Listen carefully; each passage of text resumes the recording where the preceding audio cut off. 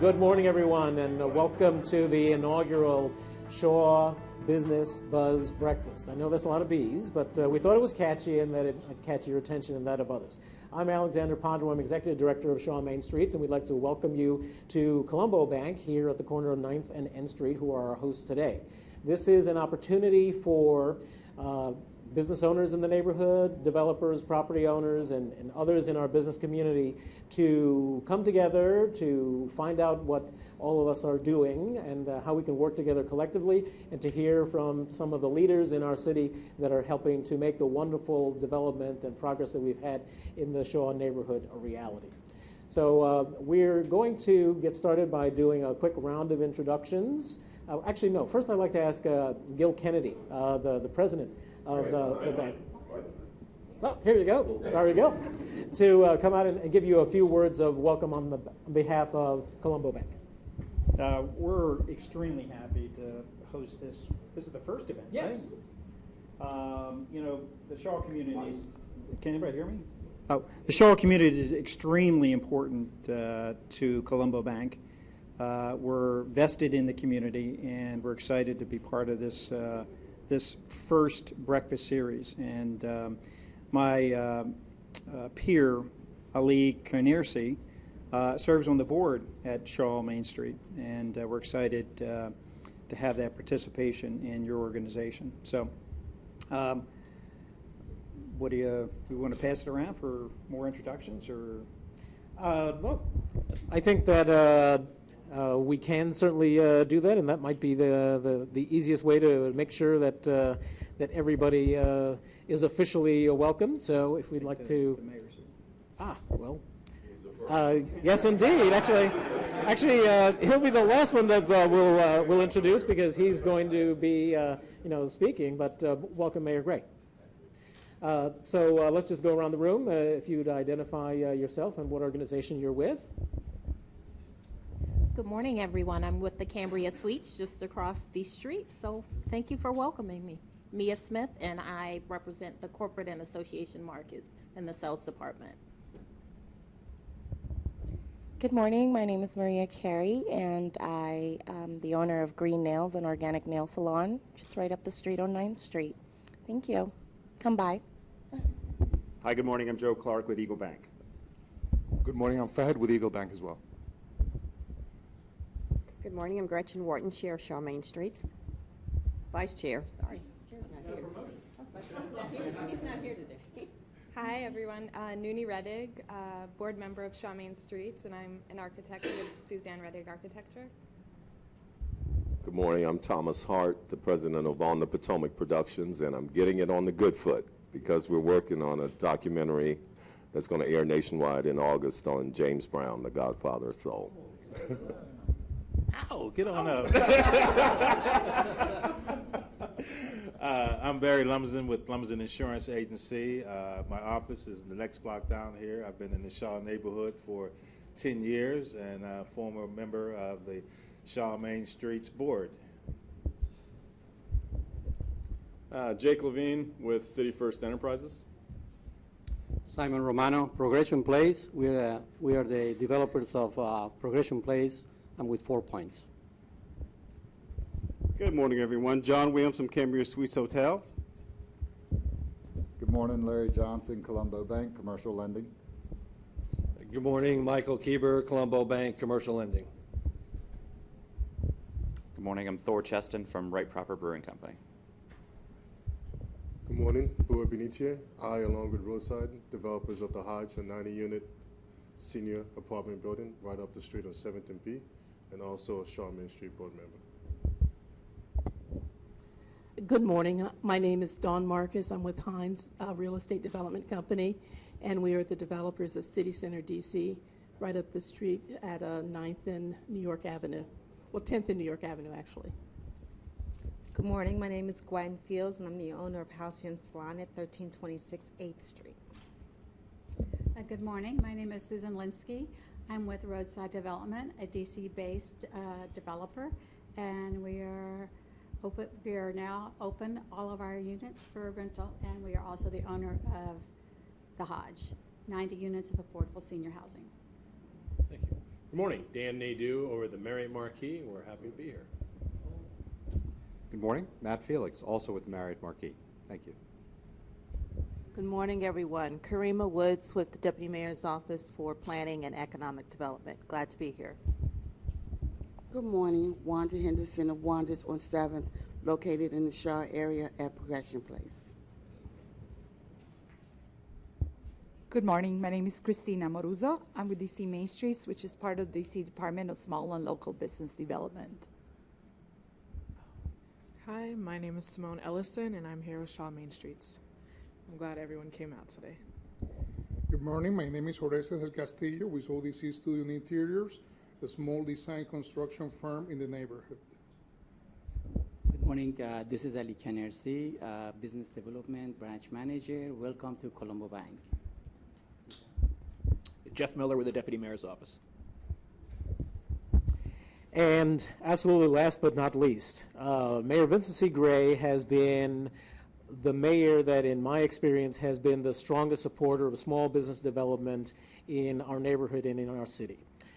His commitment to the Main Street process for revitalizing our historic commercial corridors has been exemplary. He has been there when we have needed his support, and he has been here to help us celebrate the many milestones that we've achieved in recent years. Mayor Gray is going to share with us, an update on the 5-year economic development plan for the city, and we're making fantastic progress on that plan. And it's always a pleasure to have Mayor Gray with us because he's so genuine in his interest and his support in small business. And when I see him interacting with some of our small business owners, it really shows that he has a passion for every part of our wonderful city. So without any further ado, Mayor Vincent C. Gray, a Shaw champion.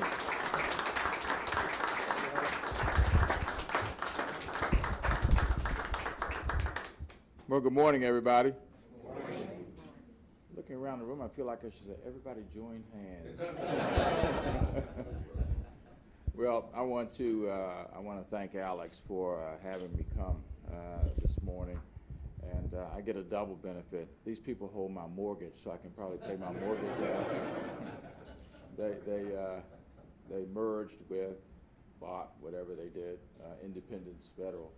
And Independence Federal was my mortgage holder for years, so I can pay my mortgage while I'm here, guys. First of the month. Yeah, exactly. First of the month, exactly right. I want to thank Alex for the work that he has done. If there's anybody who I would give credit to for having done an extraordinary job with Shaw Main Streets, there are lots of people to thank who are in this room. But the one who really is most responsible, who gets the lion's share of the credit, is Alex Padro. And I want to thank Alex for the work that he has done.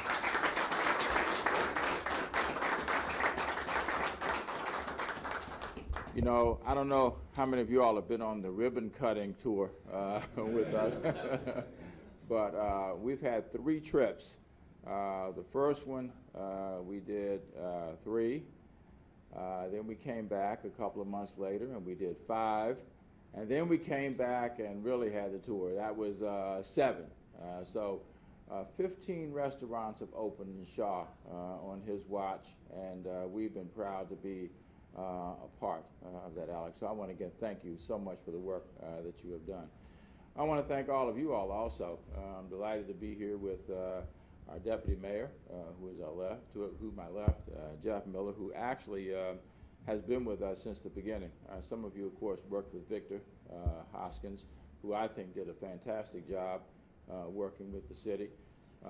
Victor was poached by Prince George's County. I suspect he'll be back at some stage, but we've been fortunate to have a good bench in our deputy mayor's office, and it was an easy move to ask Jeff to take on that responsibility because he had been our director of real estate development prior to that and from the very beginning of our administration. By the way, we've opened a little hotel down the street also, haven't we? And that, of course, would be the Marriott Marquis, which is our Convention Center headquarters hotel. And Dan, I want to thank you for the work that you have done to be able to get us where we are today. It really rounds out, I think, the panoply of amenities that we have to offer people now when they come to the city. How many of you all know we just had a convention here with Microsoft that attracted around 10,000 people? They pretty much filled up the convention center, and that is what we're looking forward to being able to do as we move forward. We've been delighted to work with a number of you on our 5-year economic development plan. And forgive me for holding my papers, but I guess there's no place else to put them at this stage. If I drop them on the table over there, please forgive me if that's offensive to anybody. But the 5-year plan was something, the city has never had a 5-year economic development strategy. And when we came along, we thought that if we really want to be able to focus our energies and our efforts to the maximum extent, we needed to be able to have a strategy that would be able to move us forward. And so through our Deputy Mayor's office, we reached out to the assets that we have in the District of Columbia to begin that process. And what we did was we engaged our university community. We engaged Howard University, American University, Georgetown, and George Washington University, which is actually my alma mater, to be able to work with us.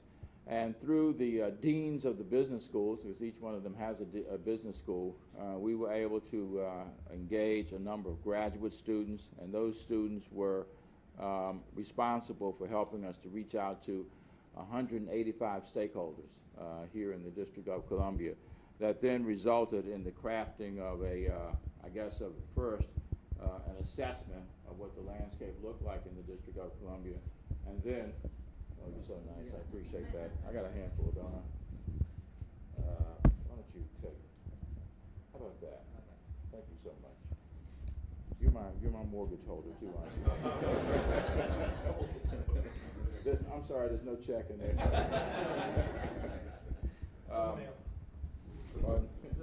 Yeah, right, in the mail, exactly.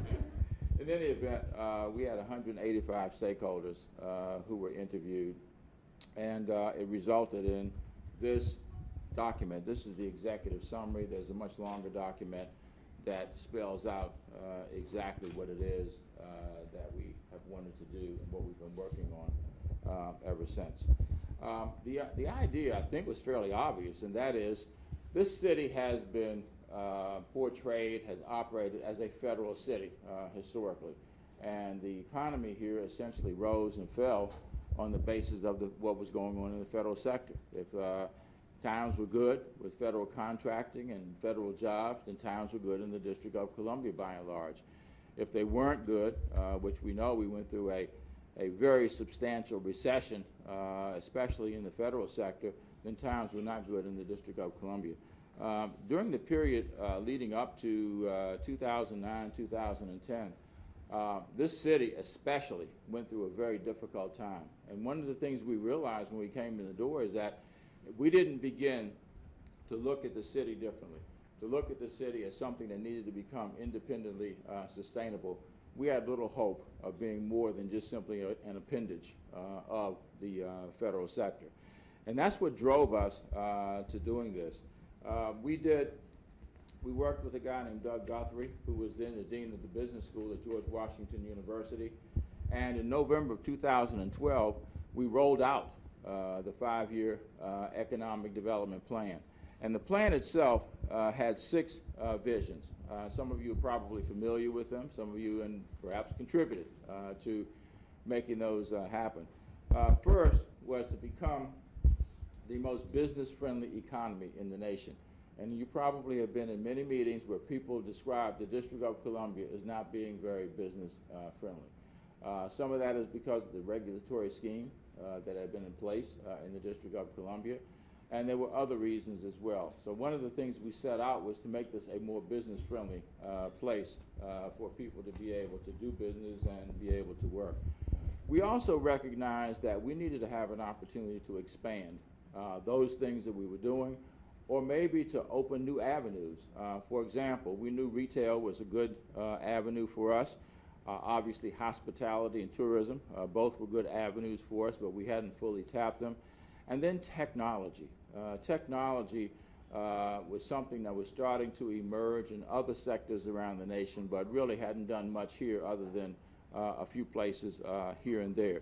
And so we decided that we were going to make a big investment in developing what we, as our vision would be, to become the largest technology center on the East Coast. Thirdly, we wanted to become the nation's destination of choice. And that is for people to want to invest here and people want to come here. I don't know, anybody have any idea how many tourists we had who came to the District of Columbia last year? Anybody know the number? 10 million? That's a pretty big number. 5 million? Actually, it was 18.9 million people who came to the District of Columbia. And as I like to do when I go to these conferences, I encourage them to spend every nickel that they have in their pocket here in the city during the time that they spend with us. Fourth, which was huge for us, and that is to end retail leakage. Who knows what retail leakage is? Yes. I bet you do. What'd you say, Susan? Money going out. That's money going out, that's right. And you know what? That was a retail strategy, right, Jeff? That was a retail strategy around the city. There were retail operations that actually had a strategy to locate on the perimeter of the city, just outside the city. They didn't especially want to do business in the city for one of the reasons that I cited before, and that is we were not considered to be very business friendly. So why not be able to operate right on the perimeter, of the borders of the city, and be able to take advantage of whatever rules existed in those jurisdictions outside the District of Columbia, like Prince George's County, Montgomery County, Pentagon City areas like that. If you look at some of the retail operations now in this area, even now, we continue to see a lot of them sitting right outside the city. And we have really worked hard to try to change that. Fifth of the six is to create a best-in-class medical center because healthcare is one of the burgeoning areas of development in this city and across this nation. You look at the Affordable Care Act, for which our president in some sectors has been roundly criticized, but I think we need to recognize that he's done more with health care than any president ever in the history of the United States. People now can say that they are close to or already have health care, and in some sectors there was no health care for those folks prior to that. And to become sixth of the six is to become a place where foreign investment would see the District of Columbia as a place where they could put their money and their resources. And we've done a lot to be able to move that along. In the first year of the plan, by the way, the overarching goals are to create 100,000 new jobs in the District of Columbia and to create $1 billion of new tax revenue. We finished the first year last November. We are obviously moving along towards completion of the second year at this stage. At the end of the first year, and you can do the math, and if you can't, we got a banker right here who can do it for you. But at the end of the first year, we had generated $281 million in new tax revenue. And that, if you do the math, that's what, about a trajectory of about $1.4 billion. And we had created 17,750 new jobs. If you do the math on that, that gets you to about 95,000 jobs. But also, we are ramping up with new jobs in the District of Columbia. I don't know how many of you all are aware of it, but when we came in, we had an unemployment rate of 11.3% in the District of Columbia. Anybody know what the unemployment rate is today? Somebody was close. 7.3? Close, 7.4. That is a huge drop. It's probably the most significant. Right. That's right, John. that is probably the most significant drop in unemployment anywhere in the country.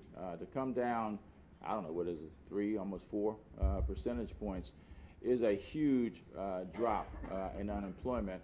And we now have the lowest unemployment that we've had in years in the District of Columbia, and we've created more jobs in the last 2 to 3 years than had been created in the District of Columbia in a very long time.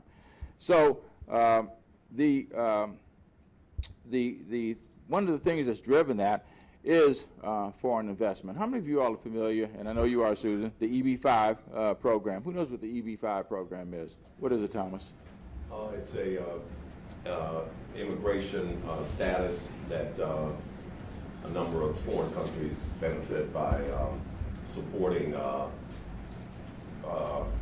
people from out of the country coming into the country for investment and business-related purposes generally. Yeah, I think that's pretty close to right. I'd say about 99%, right? I would say it's a way of saying, you know what? If you invest a certain amount of money in the U.S. in certain areas, we will reward you with. If you can promise us at least 10 jobs and with an investment of $500,000 minimum, you will get a green card. So you'll be able to come to the U.S. and be able to live in the U.S. with that investment. And the investment, how much do we have in the O Street market? Is it 55 or $60 million, I think. And that is just part of it. We are y'all consulting over there to figure out? Yeah. Well, we've got money being invested in Skyland now, and there are new hotels. Have you all seen the new hotels that are developing on New York Avenue, going out, once you pass Florida Avenue, going out towards Maryland? There are 2 hotels on the right-hand side as you go out, both of which have investments from the EB-5 program.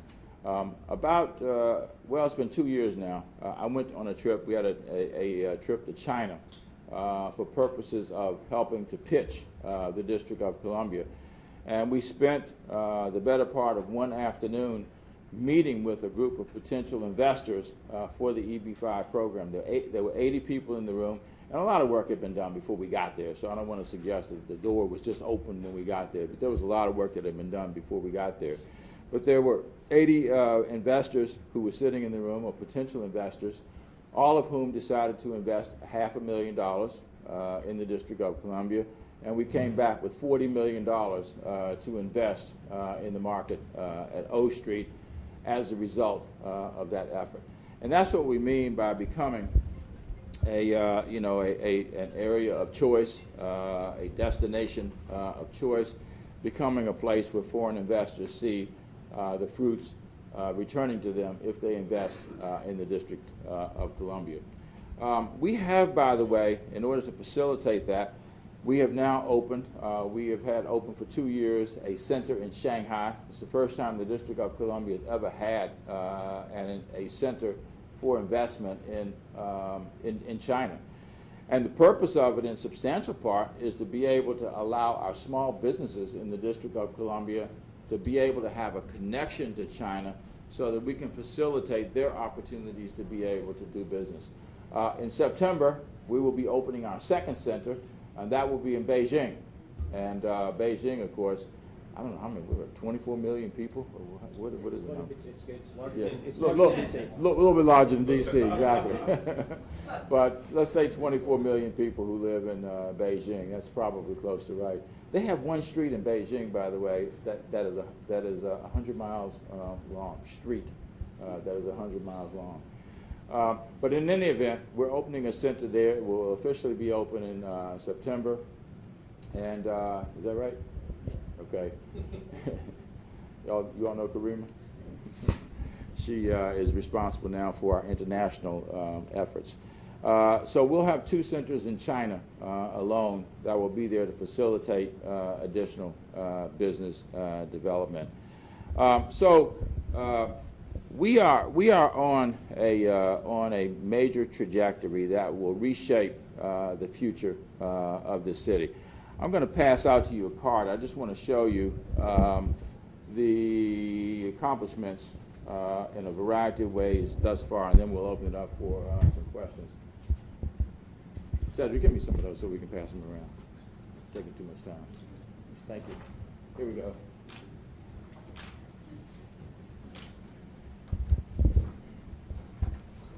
Mayor Quain, just to start the questions off, unfortunately, you know, your term as mayor is going to be over by the end of the, or around the end of the year.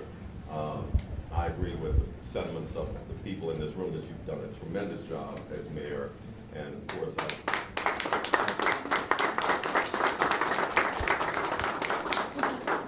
I wish you would have had another 4 years to complete the task. But what are your views of the transition, the pieces that you put in place, both domestically and internationally?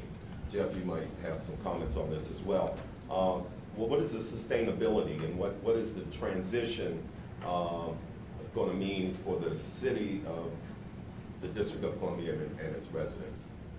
Well, it's hard for me to answer that question, of course, because that really depends upon those who follow me and what they choose to do. But I believe, Thomas, the things that we focused on really do have sustainability. We've really tried to create a foundation for retail operations in the District of Columbia.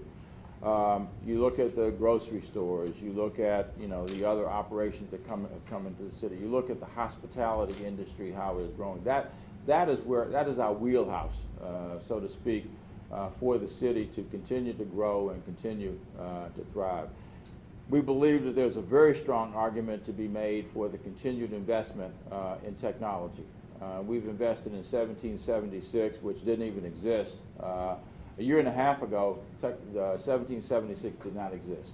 It is located on 17th Street, 15th Street, excuse me. They're located on 15th Street. They now have, whereas they didn't exist a year and a half ago, today they have over 200 startups there, and they're starting to spin them off now into, independence, if you will. So I don't think there's any doubt that technology is an area of endeavor that will continue to grow in the District of Columbia. So without a long, kind of protracted answer, I believe the things that we are focused on have sustainability beyond an individual administration. They were not political endeavors in the first place. They were economic endeavors. And we believe as economic investments, they have the potential to continue to grow the city. We've worked a lot with China on technology, for example. We're working with, Z-Park? Z-Park. It's hard to call it a park. They have, I think it's 22,000 technology firms in this one area of China with 1.1 million employees. And they are looking now to have 6 to 8 of their companies locate to the District of Columbia, which we've been working with them on, and would hope that that continues to be an area of employment development, professional development in the city. So again, if you look at the things that we focused on, like technology, like healthcare, like hospitality, like retail, those are things that no matter who is in this office, I think would see them as areas, as opportunities to grow the District of Columbia.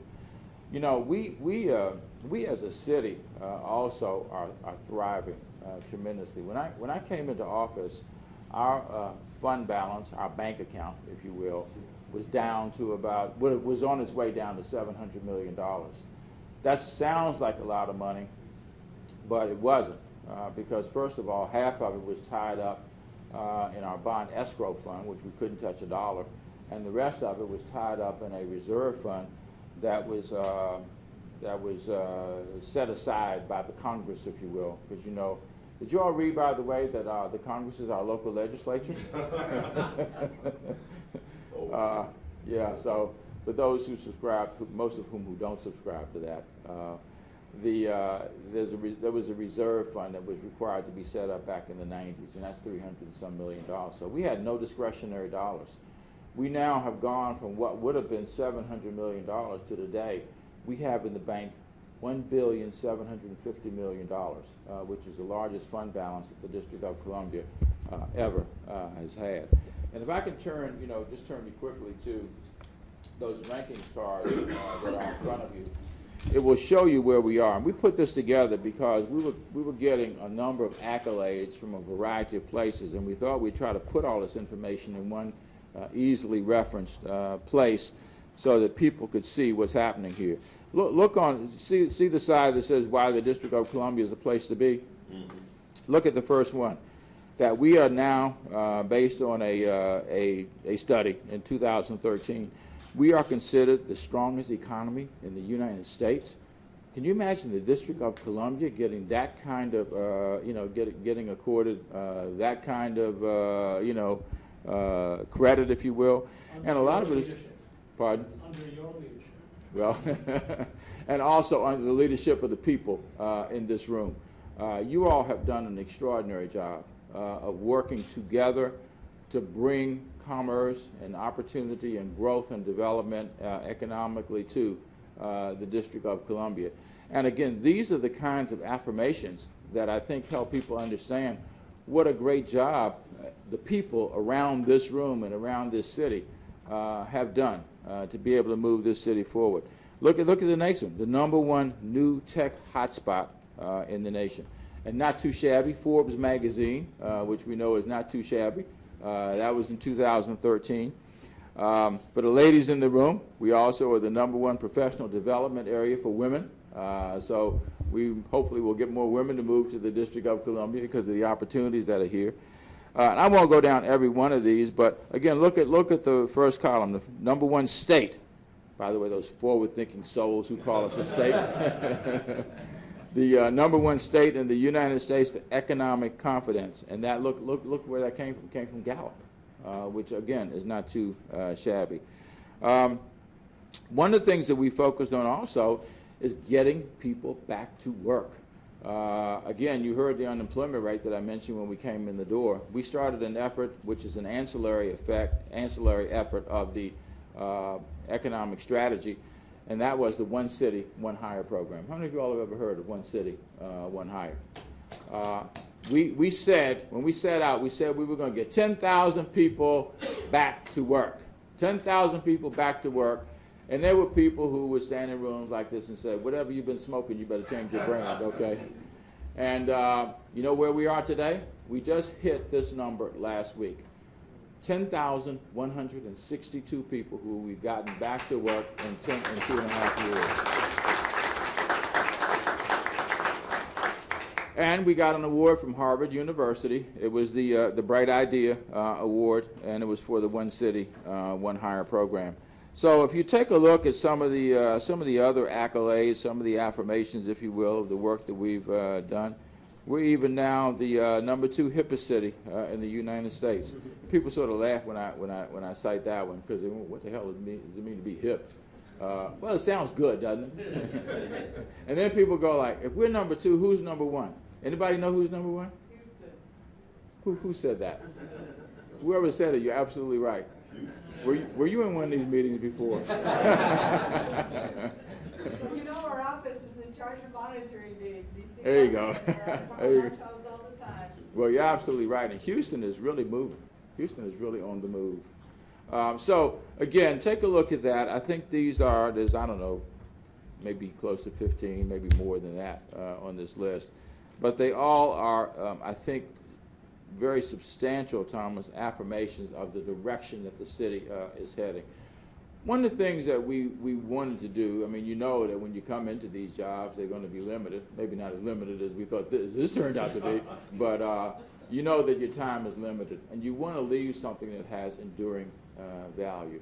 You want to leave buildings like the Marriott Marquis behind, get those things done, and city center.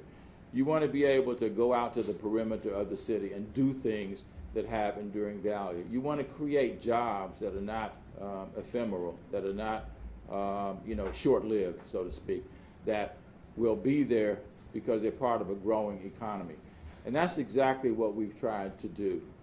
And we think that as a result of trying to do that, there will be a strong argument for continuing to go in all of the directions that we've tried to pursue economically in the city. Again, the other thing you look at is the connection between the economic development and the educational development in the city.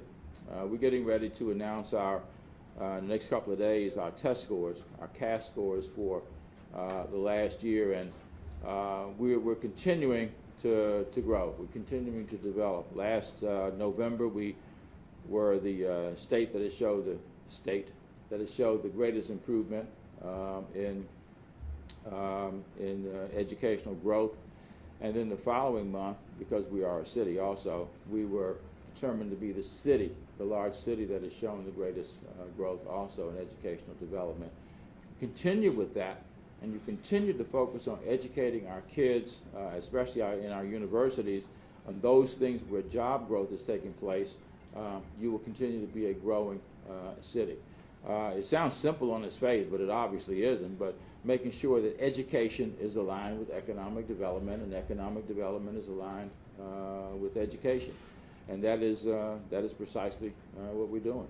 And by the way, we probably now are at, around 660,000 people. It's the largest population we have had in years in the city. We're growing at a net of 1,000 or 1,100, 1,200 people a month, which means that we're probably bringing in 1,500 new people, because people leave, obviously. It wasn't that long ago, it was just a matter of years ago, that we were at around 500,000 people on our way south. But it's a very different experience at this stage, and we think that there's every reason to continue the growth pattern that we've managed to establish.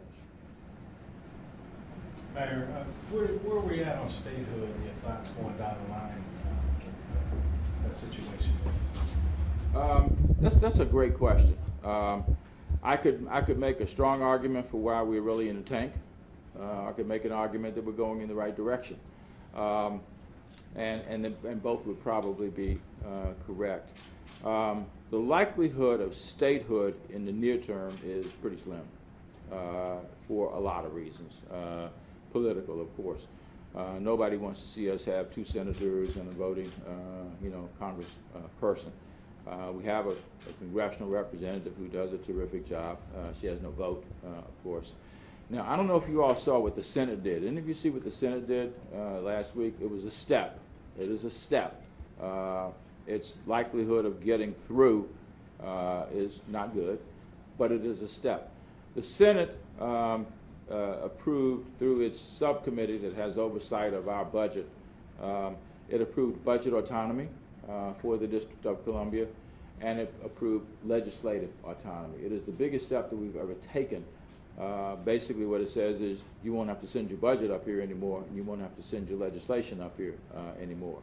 Now, the chances of that seeing the light of day before the year is out, there's probably 2 chances, slim and none.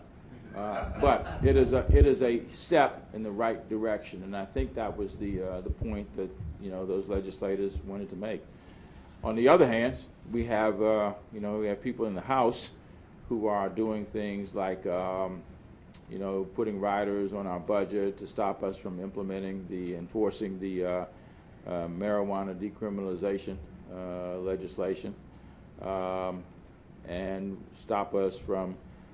It's interesting too, is the whole piece of litigation that was decided a couple of days ago that came out over the weekend. But we had a congressman from Kentucky who essentially put a rider on our budget to stop us from enforcing our gun control laws in the District of Columbia. So the effort continues. What we need, frankly, is more outrage among the people in the District of Columbia. It's almost as if far too many people think this can't happen, and so they don't do anything.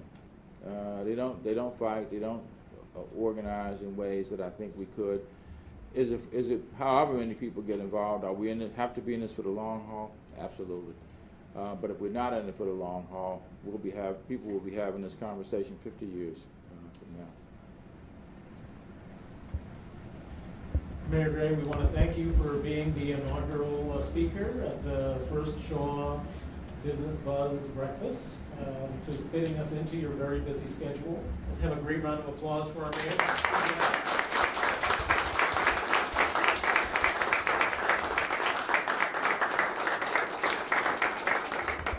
Again, I want to thank all of you all for coming out and being a part of this. And at the risk of redundancy, I want to thank Alex again for his great leadership in Shaw and the respect that he has earned and gets all across the District of Columbia. Thank you, Alex. Thank you, Mr. Mayor.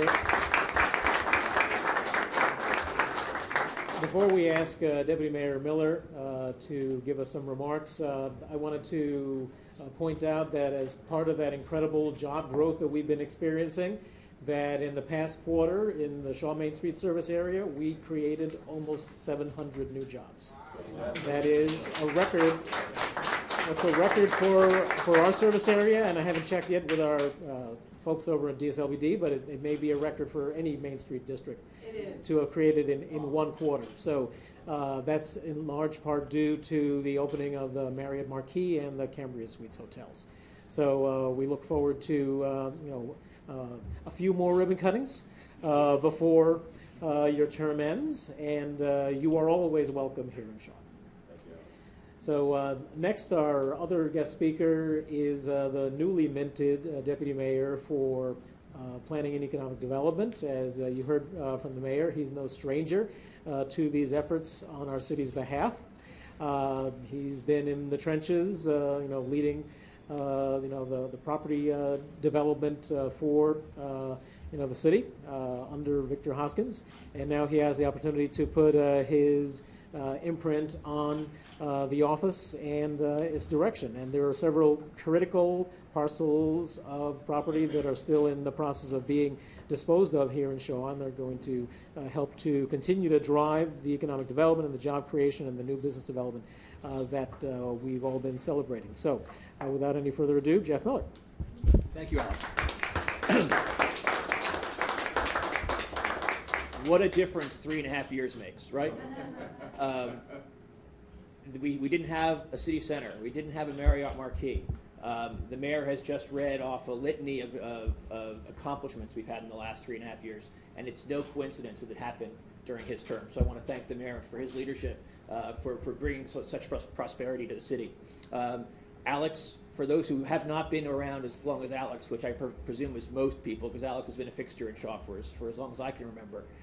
Thank you for your leadership here. It's been wonderful working with you. I've had the pleasure of working with Alex for about 10 years now, when I used to work for a very small development company called JBG, and I was doing work in his ANC even back then. We've had a lot of great things happen in this neighborhood. It was only 2 or 3 years ago we were doing the groundbreaking for O Street Market, and we were doing the groundbreaking for what used to be called Kelsey Gardens, and now those are up. We've got a hotel over there. We have senior housing. We've got a great grocery store. Just down the street over here, we have a project at the corner of 8th and O Street that we hope to pick a horse soon for development of that project, right next to the Baptist Church.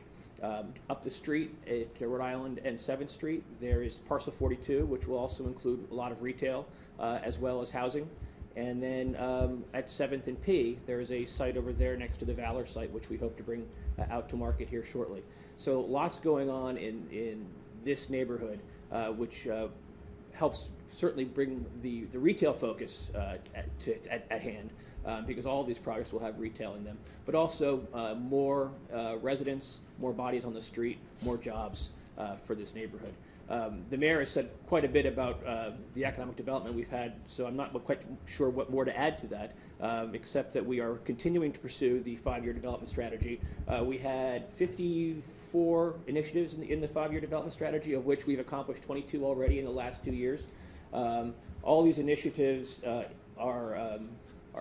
include the private sector as part of the plan. And you should also know that the strategy was put together as a public-private partnership as well. We had the private sector also contribute to help put that strategy together.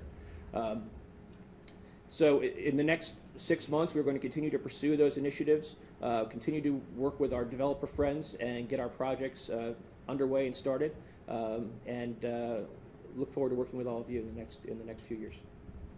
Thank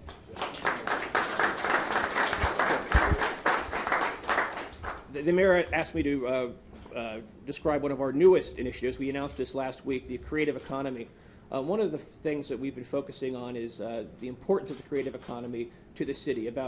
Brings in about $14 billion worth of gross domestic product to the city, and employs about 13% of the district employment.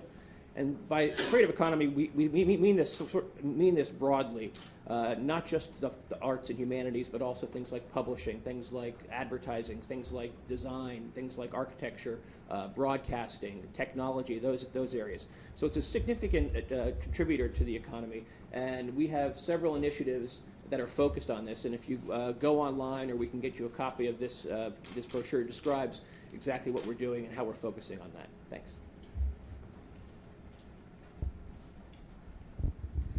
Well, thank you, everyone, for coming out this morning. Unfortunately, it was standing room only. We've got about 50 folks here, about 20 of them outside the room listening in.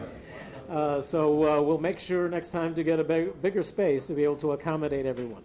I want to thank both the mayor and the deputy mayor for honoring us with their presence this morning. We hope that all of you have found this to be an interesting and a useful event to attend. Let us know if you want us to do it again, because we're happy to make this only the first in a series. We've got. You should, Alex. I'll underscore that, and I'm not a part of the Shaw Main Street stuff. But if you look at the number, if you look at the number of people who are here in this room, not just the number, but you look at who is in this room, I think it obvious for you doing this as often as you can. Well, I guess we have our marching orders then. So we've got copies of our latest newsletter and our annual report here. We look forward to having you come out to Shaw on September the 27th, when we are inviting the city to come to a day and a night in Shaw. We have the Taste of Shaw, which will be a progressive restaurant tasting event that will run from 2 to 5 o'clock, and then from 7 p.m. until 3 o'clock the next morning, we will be doing art all night again. Last year we had about 15,000 people flooding the streets of Shaw and visiting all of our businesses and the great arts venues that we created only for one night. So thank you again all for coming out this morning. We look forward to seeing you again on the streets and in the businesses of Shaw, and we hope that you have a great rest of your summer. Thank you very much.